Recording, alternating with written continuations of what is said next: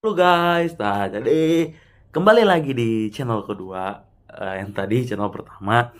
Sebelumnya perkenalkan, nama saya Vincent Dewi Serlado dari Institut Pertanian Yogyakarta, dengan NIM 23167, kelas SPKSA. Dan di sini saya lagi mengerjakan mata kuliah GIS dan pemetaan.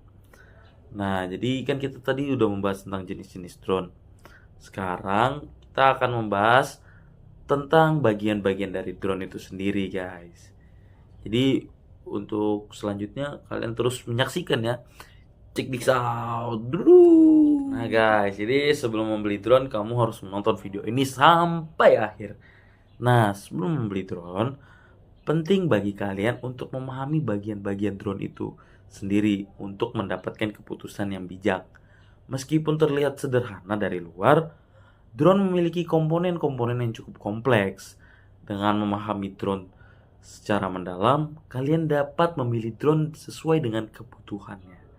Nah, simak video ini sampai selesai, biar kalian gak bingung-bingung lagi. Nah guys, setiap bagian tentunya memiliki peran dan fungsinya masing-masing. Yang pertama adalah kamera. Kamera merupakan salah satu komponen drone yang memiliki kemampuan dalam menangkap gambar maupun video. Umumnya, kamera yang sering dipakai untuk fotografi udara dan videografi adalah kamera RGB yang memberikan gambar dan video dalam spektrum merah, hijau, dan biru. Selain itu, kamera FLIR, multispektral, dan LiDAR juga populer untuk berbagai jenis drone yang digunakan untuk misi pencarian, pertanian presisi, dan pemetaan topografi. Dengan variasi kamera tersebut, kalian harus memperhatikan kamera drone agar menjadi alat yang serbaguna dengan kemampuannya dalam berbagai industri. Guys, lalu bagian dari yang kedua adalah sensor. Selain kamera, sensor juga menjadi bagian drone yang harus kalian perhatikan.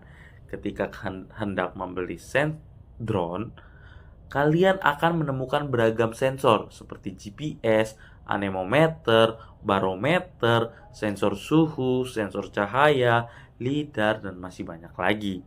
Nah, sensor-sensor tersebut memungkinkan drone untuk mengukur lingkungan seperti kecepatan angin, tekanan udara, suhu, intensitas cahaya, dan posisi geografis.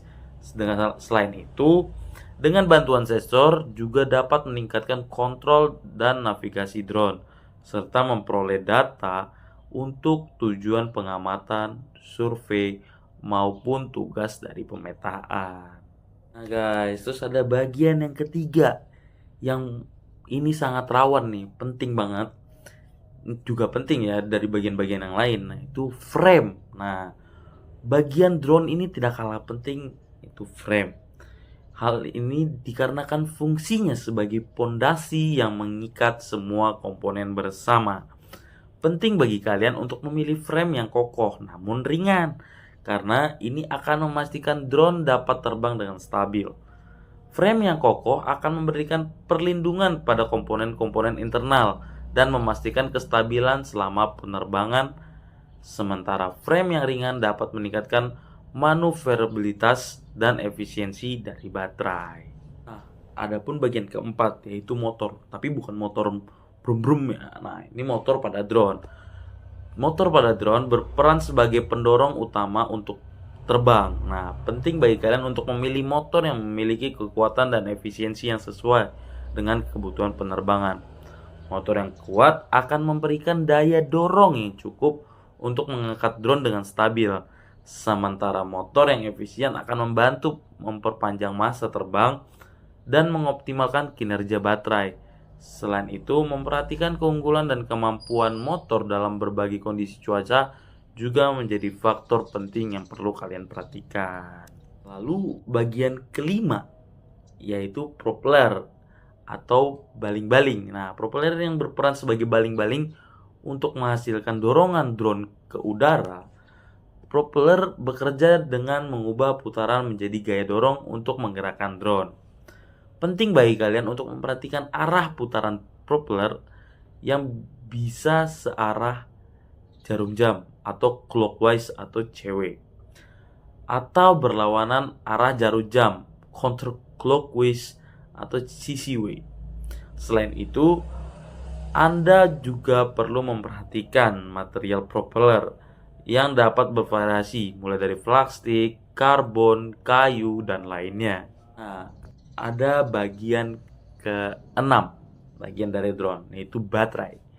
Baterai drone juga tidak kalah penting untuk kalian perhatikan. Nah, hal ini dikarenakan baterai menjadi sumber daya utama yang menggerakkan drone itu sendiri. Kalian dapat memilih baterai yang memiliki kapasitas dan daya yang sesuai dengan drone kalian.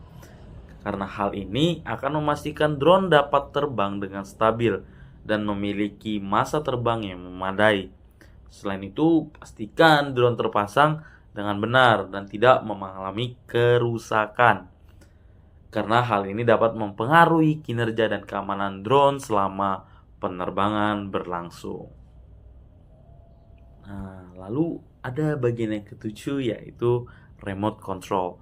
Remote control yang kalian gunakan untuk mengendalikan drone memiliki jangkauan yang memadai dan dilengkapi dengan fitur-fitur seperti return to home, altitude hold.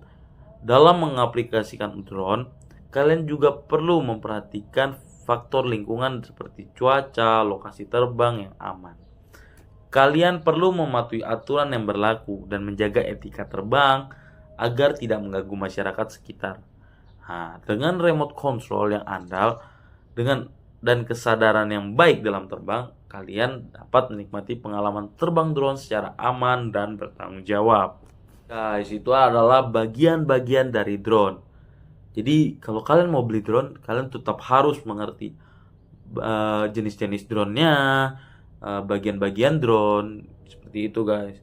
Nah, mungkin kalian mau memahami lebih lanjut tentang drone, kalian tetap nonton videoku dan stay tune untuk channel-channel berikutnya atau video-video berikutnya, and subscribe, like dan subscribe. Terima kasih, bye bye, and see you, goodbye, stay classy, bye bye.